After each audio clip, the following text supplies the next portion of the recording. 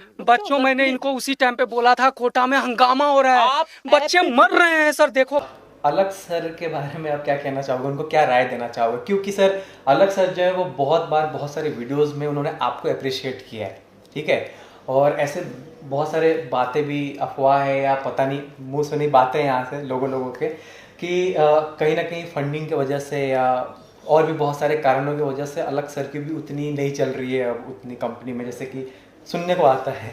तो आप सर अलग सर को क्या कहना चाहोगे? एवरीबॉडी, तो हमारे साथ वंस अगेन एनवी सर जुड़ रहे हैं। Sir thanks for joining.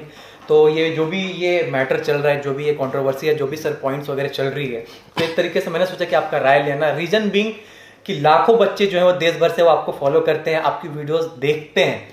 तो मैं चाहूंगा कि सर इस पर आपका क्या राय है। पहले तो आपको मैं एक वीडियो दिखाना चाहता हूँ, वो देख लेते हैं, उसके बाद और भी मेरा कुछ क्वेश्चन है जो आपसे पूछना चाहूंगा।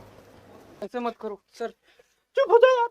सर सच्चे लोगों से आप जीत नहीं पाओगे सर, जीत नहीं पाओगे, बता रहा हूं मैं। कुछ नहीं, इस तरीके से रो रहा है सर, रो रहा है लोग जो आपके लिए काम किया था। सर आप नहीं बच पाओगे, झूठे झूठे आरोप नहीं बच पाओगे सर। एक सच्चा टीचर नहीं, एक सच्चा टीचर का जवाब आपको मिला नहीं है। आप जवाब जिस दिन मिलेगा आप डर जाओगे सर। हमें नहीं, सैलाब आएगा बच्चों, तुम्हें मदद करना होगा हमें। मैं बताऊंगा सर, कुछ नहीं, हम लोग कोई जवाब नहीं देंगे सर। आज बताऊंगा सर। अरे प्लीज सर, करो सर, आप बच्चों, कोई जवाब नहीं देंगे। मेरा फोन कहाँ है सर? बच्चों का आंसर करना है, बच्चों का सर आंसर मैं बताता हूँ, प्लीज सर, समझा। मैं सर 1 साल पहले बोला इनका मैं नहीं काम करूंगा इनसे सर। प्लीज सर, प्लीज समझा करो। ऑलरेडी हम तो लोग आपके पहले साथ इन्फॉर्मेशन नहीं आ कर चुके रहा थे सर। बच्चों, तुम लोगों को पता होगा मैंने 10 दिन क्लास नहीं लिया था। बच्चों मैंने इनको उसी टाइम पे बोला था, कोटा में हंगामा हो रहा है, बच्चे मर रहे हैं सर। देखो कोटा को बर्बाद कर दिया बच्चों का पैसों को इन लोगों ने। बस छोटा तो करो यार। हम बच्चों को डाइवर्ट नहीं करना चाह रहे थे, बच्चों को टेंशन नहीं देना चाह रहे थे। आप लोग कैसे टीचर यहाँ पे रो रहे हैं और बोल रहे हैं कि बच्चे मर रहे हैं सर, क्या है? मैंने एक्चुअली ऐसा इनके जहाँ से छोड़ गया हूँ उनका भी अध्यापक का वीडियो देखा था। मेरा सबसे पहले तो कहना है कि यार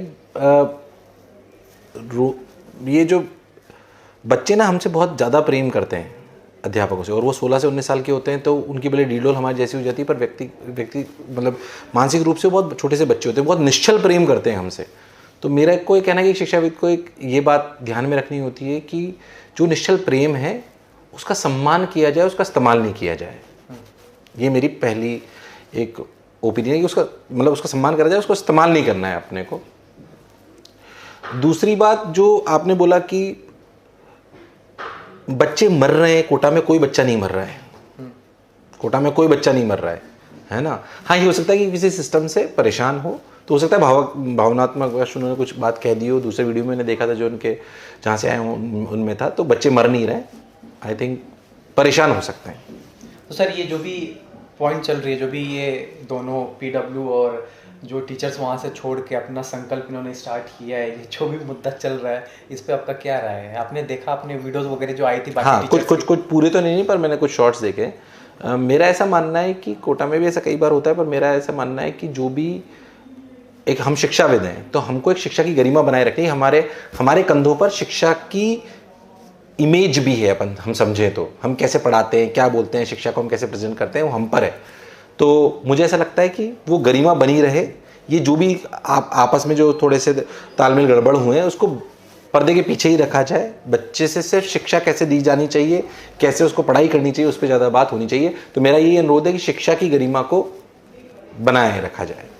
सर ये जो दोनों प्लेटफॉर्म में उन्होंने एक दूसरे के ऊपर जो भी पॉइंट उठाया है, जैसे कि जो टीचर्स वहाँ से निकल के गए तो उन्होंने कहा कि बहुत सारे वर्टिकल्स में वो जा रहे हैं जिसके चलते एक फोकस नहीं है। फिर से यहाँ पे दूसरे साइड के टीचर आए, उन्होंने आके कहा कि फंडिंग मतलब कि कोई एक बड़ी संस्था है जो इन्हें करोड़ों का पैकेज ऑफर कर रही है, इसलिए ये छोड़ रहे हैं। तो सर आपको क्या लगता है इसमें, मतलब क्या आपको लगता है कि टीचर्स जो है वो पैसों की वजह से कोचिंग को छोड़ते हैं या पैसे की वजह से कोचिंग छोड़ना सही है?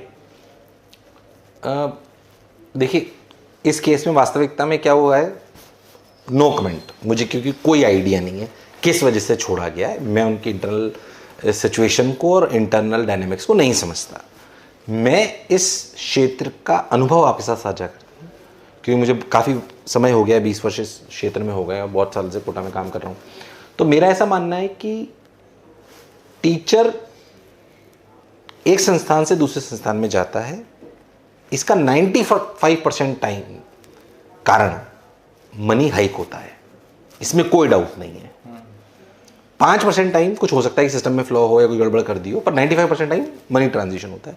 पर छोड़ने के भी दो तरीके होते हैं, मिडिल में छोड़ दिया आपने और आपका सिर्फ प्रतिपक्ष ये कि पैसे की वजह से हमने बच्चे को नुकसान कर दिया। कुछ लोग ऐसे भी छोड़ते हैं जिनको हाइक मिल रहा है, सेशन पूरा कंप्लीट करा, ढंग से छोड़ा।